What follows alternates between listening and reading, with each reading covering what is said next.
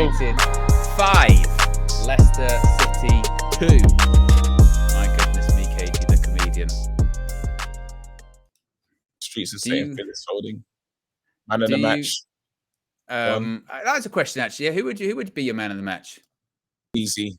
I'm giving it to Bruno Fernandes. Really? Nah, taking this.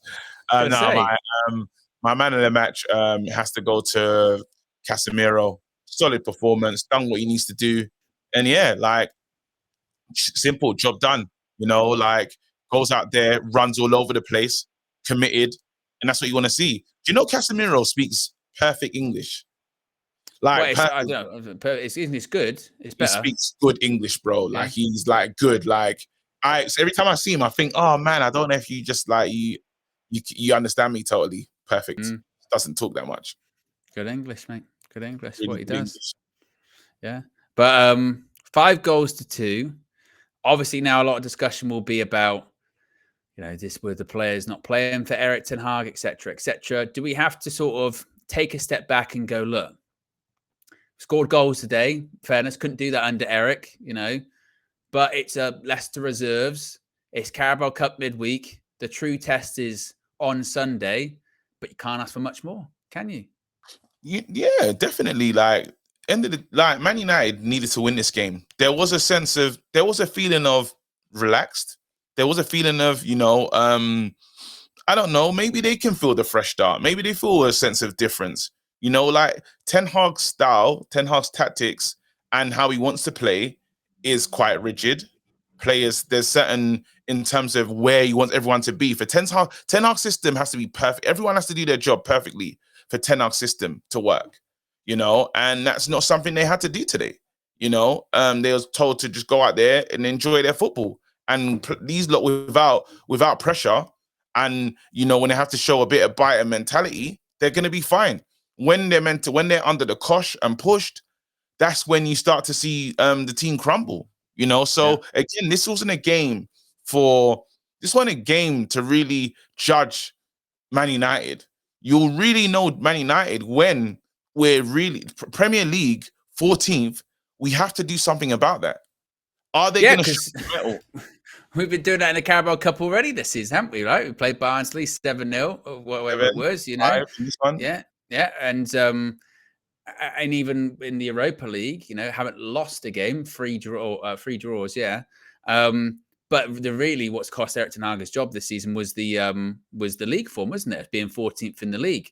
So if you know they can replicate that against Chelsea at the weekend, that would be the true test. As far as this evening, though, for me, it did feel like it was an Ole Gunnar Solskjaer in his interim reign of maybe going to those players and saying, "Look, I'm not gonna put on you all of these, you know, tactical instructions or whatever. Just you're better than this group out here. Yeah, you're Man United. You're at Old Trafford. We've been shit recently. Go out there and just do what you do, kind of thing. You know, absolutely. Don't overthink it. Just go out there, and that's what kind of happened.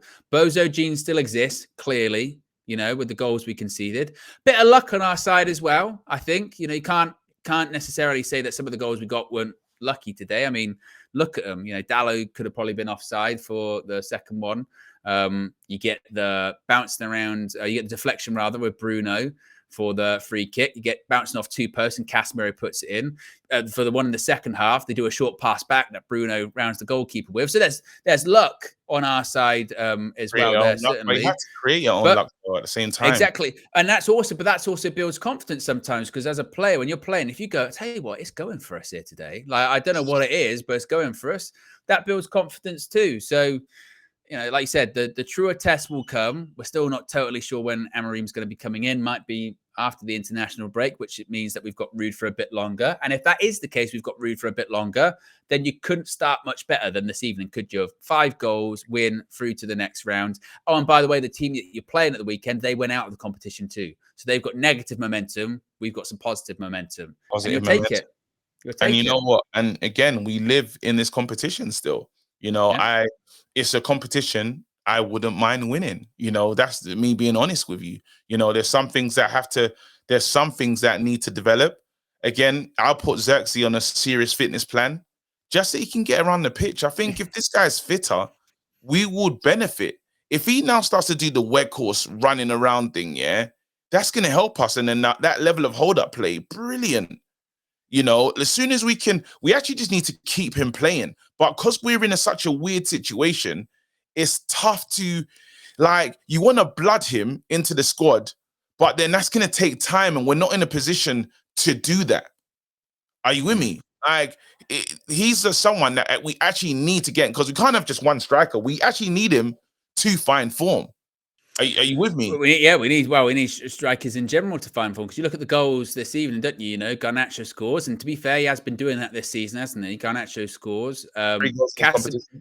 Casemiro, I mean, what a performance! I mean, talk about rolling back the years. Not only get a couple of goals, but his passing. You know, even in the first one, Dalla might have been offside, yes, but his first goal, I mean, KG's like 30 yards out, whips in top corner, Casemiro special. He looked brilliant, absolutely brilliant.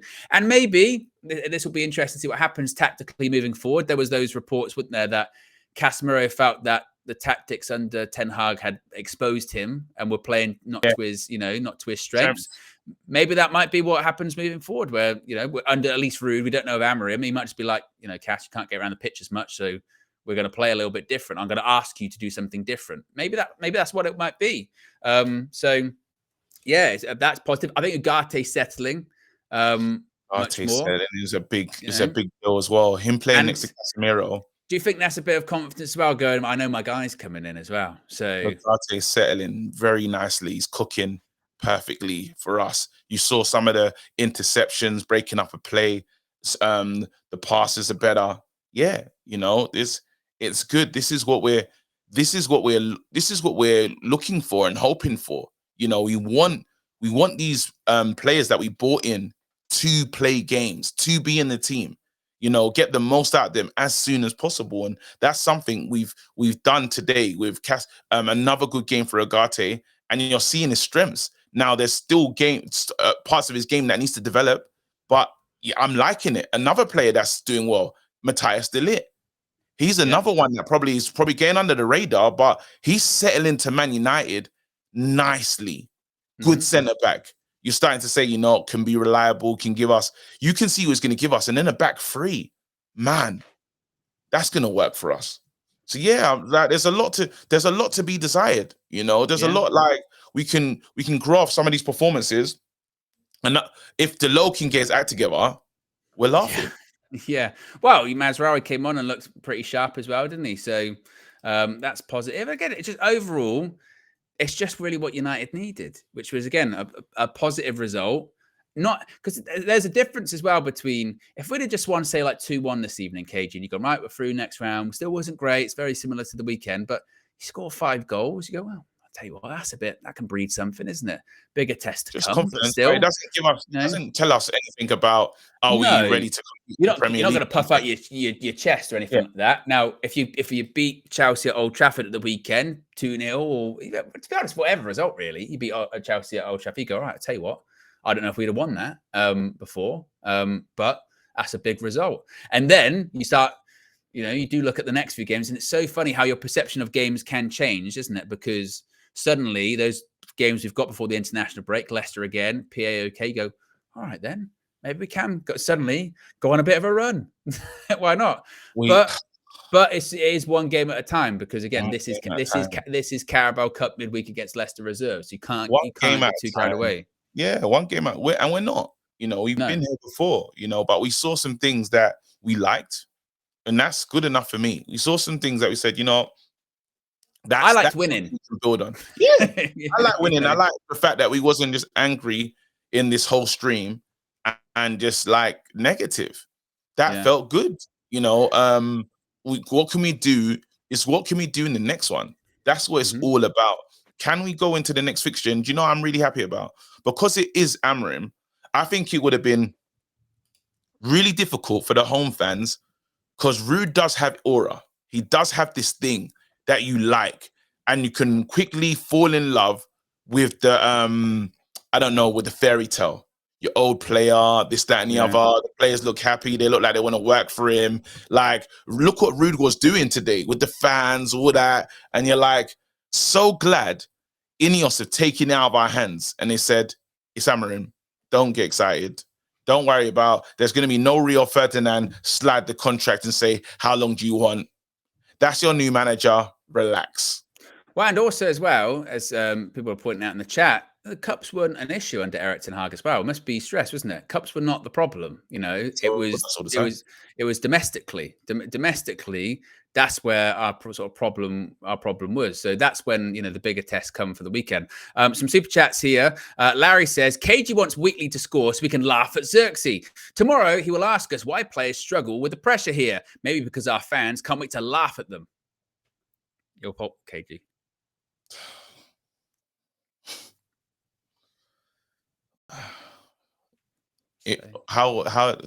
Ask Larry. Tell me Xerxes rating today. Well, no, but Xerxes didn't play well because you laughed in that game. So couldn't hear me. You know, that's what that was. I would him on to do well. You know, I would him on to do well. But what is Casemiro played well in that game. I'm pretty sure you may have laughed at him once or twice. You know, you laughed at all these players for doing. Remember when Casemiro had that criminal game when he was losing the ball all the time and he's just moving mad. The ability to handle pressure is not determined on KG the comedian. It's on the player. You know, I mean, you come to Manchester United, the pressure is intrinsic of people laughing at them. The pressure comes from just the media, the people inside the stadium, you know, whatever. Like that's where it comes from. I'm just minding my business at home. and the killer is, I was really supportive. And it came off. I was like, oh, you heard me. I like that you're criticized. I'm like, I like you're criticized for wanting Ethan Wheatley, an academy player, to score. Sanity. I actually like Wheatley. He follows me on Instagram. That's why he sold out. You've got ties. You've got ties to the agency, KG. People now know. People now know. Yeah, now he responds to some of my pictures and stuff. He's a good guy. He's a good kid. I actually like him. So I wanted him to do well purely for that. He's a good kid. Do you know what I mean? He's like a lovely kid. So hopefully he does well. Len says, what's your prediction for Sunday? KG, happy birthday, early born day. Please win on my birthday. It'll be so beautiful. Whatever way, I'm just not going to connect. I thought Ten Hag would still be there.